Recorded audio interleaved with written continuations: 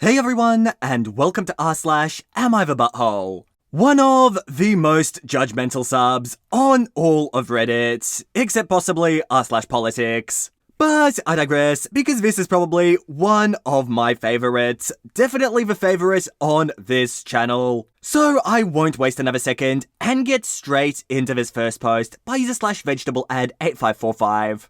And I think this one was super underrated. I reckon it didn't get nearly as much attention as it deserved, so let's get straight into it. My mother died in March. Her estate ended up being a little over $1 million. She had the belief that only women should be inheriting as they need and deserve a leg up. She grew up in a very misogynistic home that favoured sons to the extreme. Then ended up in an abusive marriage to my much older than her father, where she had no agency until he died. She had 2 sons, me and my brother. There were only 3 grandchildren, my son and my daughter, 2-year-old twins, and my brother and his wife's 8-year-old daughter. My mother decided to set the inheritance to only go to the 2 girls, who now have $500,000 each, while my son has 0. These trust funds are controlled by the respective parents. While the most fair situation would be to pool it and split it in 3, I can't control that. But in our household, we're in a situation where one of my children is getting $500,000, and the other is getting absolutely nothing on gender alone. This feels horrible as a parent, and technically, I can stop it. I want to forcibly split my daughter's trust in 2, which would give them both $250,000. This would be more fair.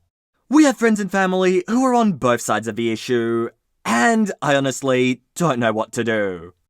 Now you see, why I really liked this post is because it's really easy to decide from OP's point of view.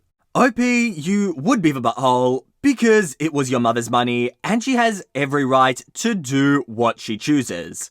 What I found more interesting though was the morality of this question in general, the way that OP's mother decided to leave the money. Because on the one hand, women do need a leg up in society, there's no getting round that fact.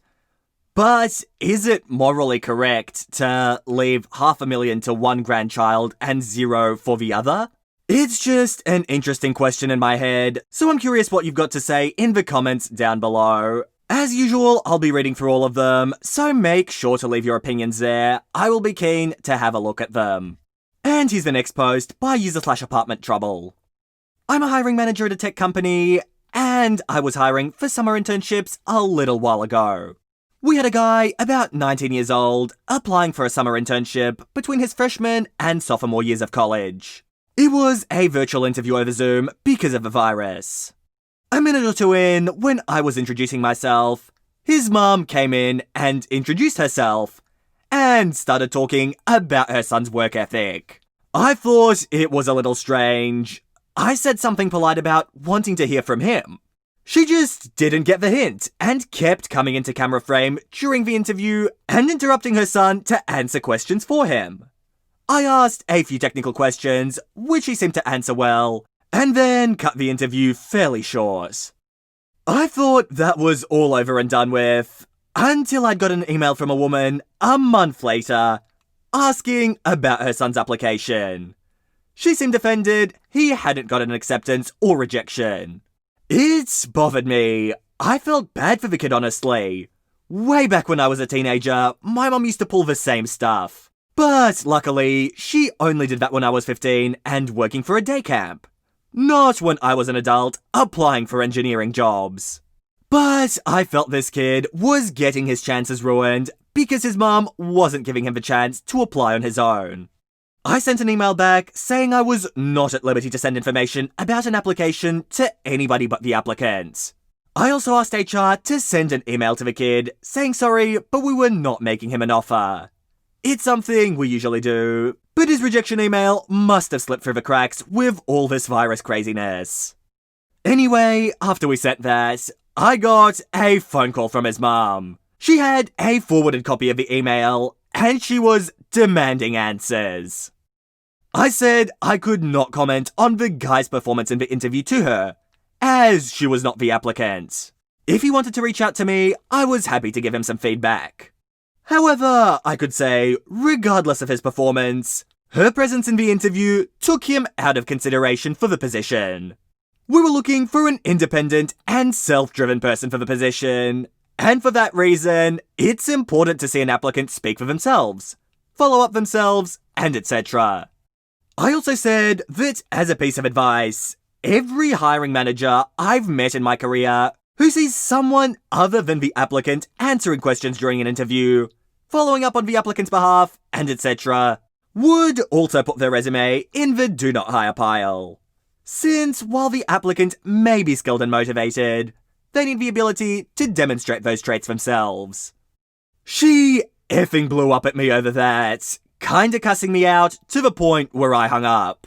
Am I the butthole for how I handled this? Maybe I should have kept my mouth shut way earlier. Nah, OP, I would even go as far as calling you maybe like an anti-butthole or something. Hopefully this mum is not going to be sitting in on her kids' interviews anymore. Like, I'm genuinely curious how she thought she would have helped. I mean, it seems obvious to me that it would be a big no-no if you're hiring an engineer, that they have some level of independence and don't have their mum sitting in on their interview. Anyway, I digress, so let's move on to this next one by user/Jinfort. And let me tell you, this one is gonna be good. My older daughter is now 31, and my younger daughter is 27.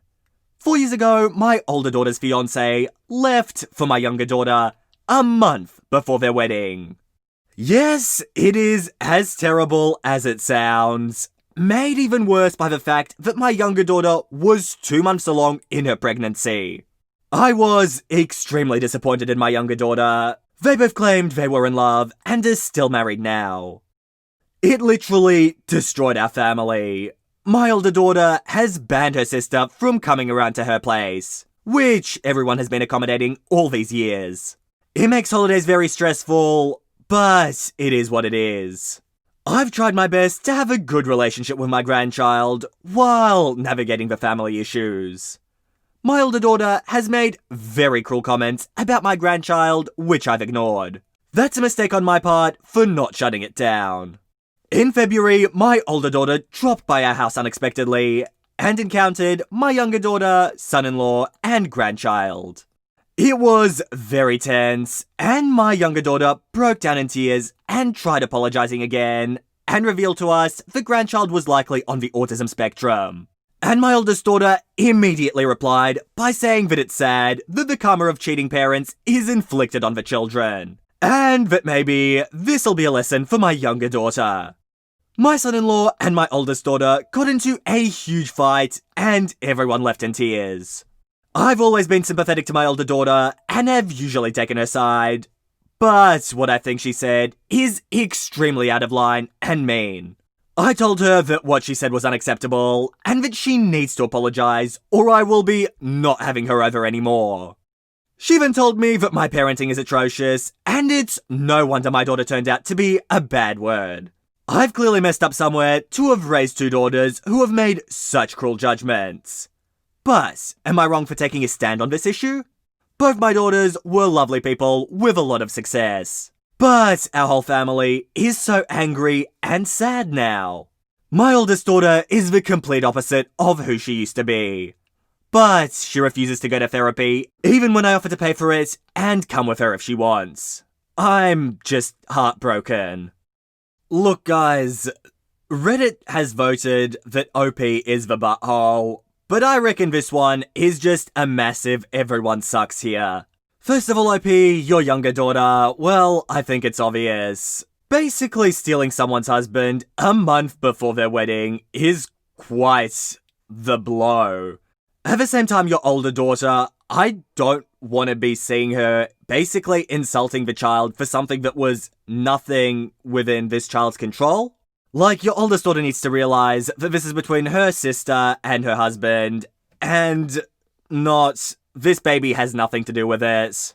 And personally, with you, OP, I don't even know how to properly judge you. On one hand, you're just trying to be a mother, grandmother, but on the other hand, it really does sound you are throwing fuel into the fire a little bit. I mean, I don't want to judge you for the actions of your kids, but there's just so much wrong in this household. It's hard for me to give a good judgment or one that's fair. This is just such a tangled up situation.